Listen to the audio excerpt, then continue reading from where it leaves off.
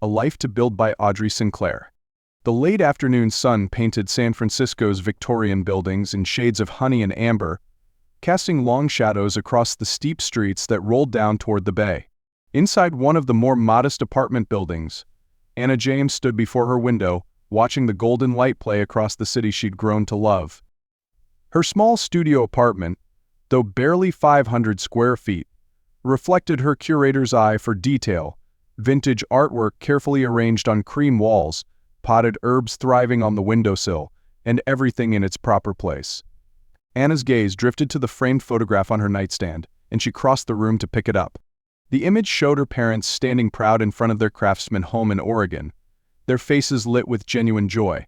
Her father's arm was wrapped around her mother's waist, and her mother's head rested perfectly against his shoulder, a snapshot of the kind of partnership Anna had always dreamed of finding. She traced the edge of the frame with her finger, remembering the Sunday dinners, game nights, and countless moments of laughter that had filled her childhood home.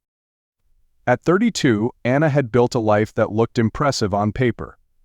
As the assistant curator at the Day Young Museum, she spent her days surrounded by beautiful artifacts, each piece telling its own story of love, loss, or triumph. Her colleagues respected her keen eye and methodical approach to preservation. Yet, when the museum closed each evening, she returned to an apartment that felt more like a carefully curated exhibit than a home. "You're being melodramatic," she muttered to herself, smoothing the fabric of her knee-length beige dress. She had chosen it carefully for tonight's gathering, sophisticated but not trying too hard, elegant but comfortable. Her friend Claire had organized a casual get-together at Café Flore, their favorite spot in the Castro district. Anna knew the rest of their usual group would be there, including Ryan Matthews, who had moved back to the city 6 months ago, after spending several years in Seattle. The thought of Ryan made her pause as she applied a subtle rose-colored lipstick. She had known him peripherally through Claire for years, but since his return, something had shifted in their dynamic. Maybe it was the way he always seemed to find a reason to join their group outings, or how his stories of restoration projects — he worked as an architectural preservationist — somehow always circled back to asking her opinion. Or perhaps it was simply the way his warm brown eyes looked when he smiled, particularly when that smile was directed at her. Anna gave her long brown hair one final check, ensuring the waves fell naturally over her shoulders. A spritz of vanilla perfume, a quick grab of her leather crossbody bag, and she was ready to go. The early evening air held the crisp bite of autumn as Anna made her way down Castro Street. Café Flore's outdoor patio was already bustling, strings of lights twinkling overhead despite the lingering daylight. She spotted her friends at their usual corner table, and her heart did a tiny flip when she saw Ryan among them, dressed casually in dark jeans and a blue button-down that brought out the warmth in his complexion. He stood as she approached, and for a moment their eyes met. "You made it," he said, pulling out the chair next to his. The simple gesture felt oddly intimate, as did the brief touch of his hand on her shoulder as she sat down. "Wouldn't miss it," Anna replied, trying to ignore the flutter in her stomach. "Claire's been talking about these new lavender coffees all week." The conversation flowed easily among the group, but Anna found herself increasingly aware of Ryan's presence beside her. He had a way of listening that made whoever was speaking feel like the most interesting person in the room. When Anna shared a story about a new exhibition she was helping to curate, a collection of Art Nouveau jewelry, his questions were thoughtful and engaging, showing genuine interest in the preservation techniques she described. As the evening progressed, their chairs seemed to drift closer together. During a particularly animated discussion about historical architecture, Ryan leaned in to show Anna photos of a Victorian home he was helping to restore. The slight cedar scent of his cologne mingled with the coffee-scented air, and Anna found herself fighting the urge to lean closer. "The original woodwork is incredible," he was saying, scrolling through pictures on his phone. "But what really caught my attention was this detail in the crown molding. See how it mirrors the pattern in the stained glass?" Anna nodded, genuinely fascinated. "It's beautiful. There's something special about homes that have been loved and lived in, isn't there? They hold so many stories." Ryan's expression softened. "Exactly. That's what drew me to preservation work in the first place. Every house has its own personality, its own history. It's not just about maintaining the structure, it's about protecting those memories while making space for new ones." As the evening wound down, their friends began to disperse. Claire shot Anna a knowing look as she gathered her things, and Anna felt her cheeks warm.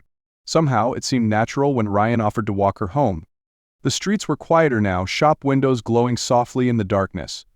They walked slowly, neither seeming eager to end the evening.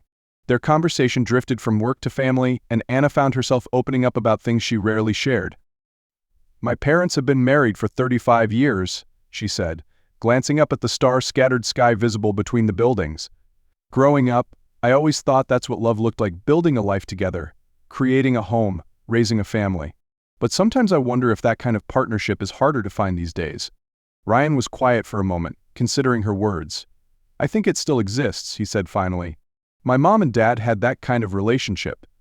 After Mom passed away 3 years ago, Dad told me the secret was finding someone who makes you want to be better, someone who shares your dreams but also challenges you to dream bigger." Anna's heart ached at the gentle sadness in his voice. "I'm so sorry about your mom," she said softly. "Thank you," Ryan replied, offering a small smile. "She would have liked you, actually.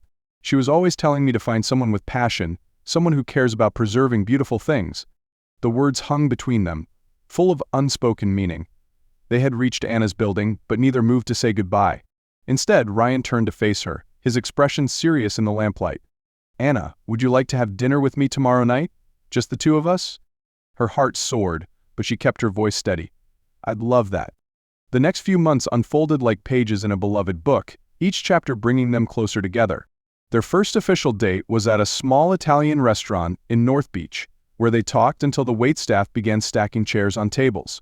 Their second date was a Sunday afternoon spent exploring the Conservatory of Flowers, where Ryan's knowledge of historical architecture perfectly complemented Anna's appreciation for artistic beauty. They discovered shared passions and complementary differences. Ryan's practical approach to preservation balanced Anna's more romantic view of history.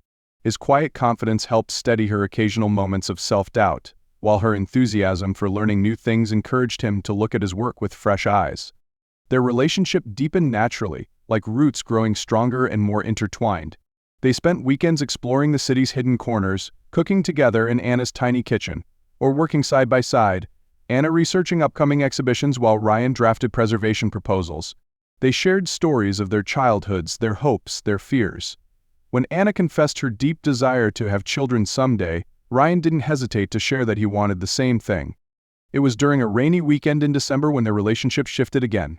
They had spent the morning at a farmer's market, ducking between stalls to avoid the drizzle, picking out ingredients for dinner.